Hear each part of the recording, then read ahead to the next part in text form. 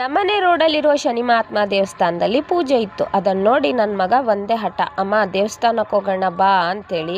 ಇರು ಅಕ್ಕ ಸ್ಕೂಲಿಂದ ಬರ್ತಾರೆ, ಆಮೇಲೆ ಎಲ್ಲರೂ ಒಟ್ಟಿಗೆ ಹೋಗೋಣ ಅಂತೇಳಿ ಅವನ್ನ ರೆಡಿ ಮಾಡ್ತಾ ಇದ್ದೆ. ತುಂಬ ಚೆನ್ನಾಗಿ ರೆಡಿ ಆಗ್ತಾನೆ, ಏನು ತೊಂದರೆ ಕೊಡಲ್ಲ. ಇವನ್ನ ರೆಡಿ ಮಾಡೋಕ್ಕೇ ತುಂಬ ಖುಷಿ ಆಗತ್ತೆ. ಅಷ್ಟೊತ್ತಿಗೆ ಮಕ್ಕಳು ಸ್ಕೂಲಿಂದ ಬಂದರು. ಅವರಿಗೆಲ್ಲರಿಗೂ ರೆಡಿ ಮಾಡಿ ನಾನು ರೆಡಿ ಆದೆ. ಅಷ್ಟೊತ್ತಿಗೆ ನಮ್ಮ ಮನೆಯವ್ರ ಕೆಲಸದಿಂದ ಬಂದು ಅವರು ದೇವಸ್ಥಾನಕ್ಕೆ ಹೋಗಿ ದರ್ಶನ ಮಾಡಿಕೊಂಡು ಊಟ ಮಾಡ್ಕೊಂಡು ಹೊರಟರು. ಅಮ್ಮನ್ನ ಕಾಯ್ತಾ ಇದ್ವಿ, ಅಮ್ಮನ ಜೊತೆ ಹೋಗೋಣ ಅಂತೇಳಿ. ಆದರೆ ಅಮ್ಮ ಕೆಲ್ಸಕ್ಕೆ ಹೋಗಿದ್ರಿಂದ ಬರೋದು ಲೇಟ್ ಆಯಿತು. ನನ್ನ ಮಗನ ಕಾಟ ತಡಿಯೋಕ್ಕಾಗ್ದಲೇ ದೇವಸ್ಥಾನಕ್ಕೆ ಕರ್ಕೊಂಡೋದೆ. 25ನೇ ವರ್ಷದ ವಾರ್ಷಿಕೋತ್ಸವ ಪೂಜೆ ನಡೀತಾ ಇತ್ತು.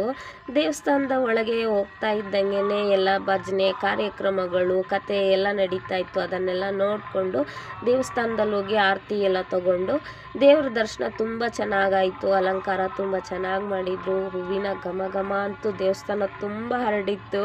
ಅರ್ಶಿನ ಕುಂಕುಮ ತಗೊಂಡು ಊಟ ಮಾಡೋಕ್ಕೆ ಅಂತೇಳಿ ಬಂದ್ವಿ.